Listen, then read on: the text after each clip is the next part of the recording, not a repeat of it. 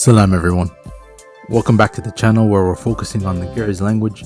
This is the first episode in the evolution series where I'll be explaining the origin of certain words and how they became what they are today. So let's get started with the first word here. For the first episode, it is the word for milk. So you can see I have the two columns here on the right side for the nouns and on the left side for the verbs. So first I'm going to follow the verb pattern.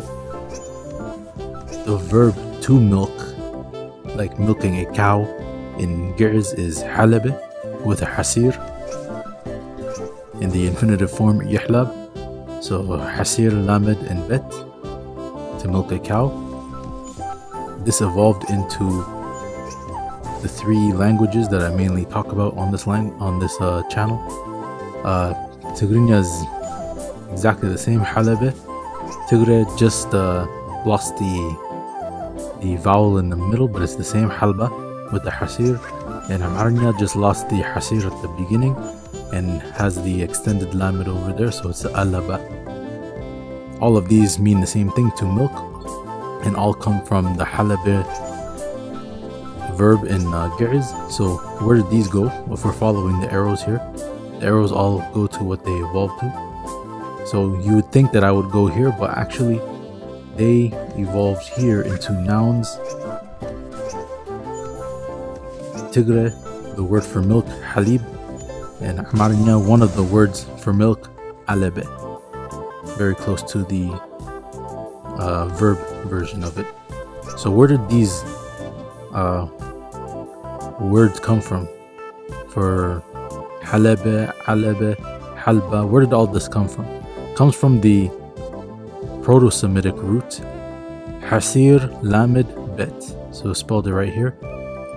This is the word for milk. So Ge'ez, of course, also takes the word that was the noun and extends it into the verb. So the noun and the verb should have been the same. Halib, halib, like it is in Tigray over here, halib. If we go over here to see what other Semitic languages have this root for milk, this is what the word for milk is in all of these languages. Halib in Arabic, halabu in Akkadian, halab or khalab in Aramaic, and khalab in Hebrew. All of these come from this root over here, which is from Proto-Semitic. So what about these over here that are still blocked? Are they related to this root? The actual noun for like a glass of milk in Ge'ez is actually pronounced tzaba with the tzade over here. So two letters, tzade and bet, tzaba, or it's also pronounced, you can do tzeba with a first order over here. But this is the word for milk. It evolved strictly into Tigrinya, exact same word, tzaba, for milk. And in Tigray, the root of the word has evolved into a specific verb. Follow the dotted line here. That evolves into the verb for Tigray, to sober up with milk, at-zabab. Specifically to sober up with milk. So what is this root, tzaba? Where did this come from? Why is it not related to halib or halab from the Proto-Semitic? It actually originates from Proto-Central Cushitic, tzab or tzaba, which is the word for milk.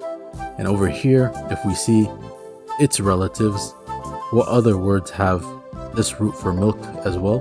They're mostly Cushitic, except for this one, yem, which I'll start with, is actually Omotic. So it's much further south in Ethiopia.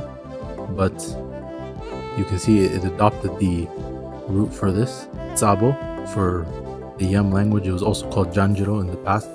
Tzabo for milk, khamir, tzab, Quara, tzab, or sab, I should say. This is not a tzade. And bien, tzab.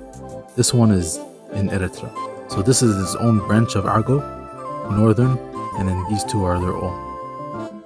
And then this one is its own branch. But these are all where the root for milk comes from, where Tigrinya gets is tzaba, versus the root for halib, like Tigray has over here. It's noun. You could also say halib in Tigrinya, but it's more common to say tzaba. That's the more commonly known. And this is where the difference between the verb and the noun comes from, and where their origin comes from. So I hope you enjoyed this first episode. If you have any words you'd like me to look into, put them in the comments and I'll try to take a look if there's a difference between the noun and the verb. So I hope you enjoyed the episode and I hope you have a good day. Take care.